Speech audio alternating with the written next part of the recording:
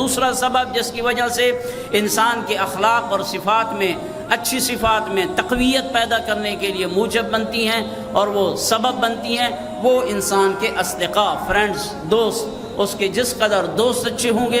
जिस कदर उसकी महफिल पाक और पाकीज़ा होगी, उस कदर उसका किरदार भी अच्छा होगा, उस कदर उसकी सिफ़ात भी अच्छी होंगी और उस कदर उसके अंदर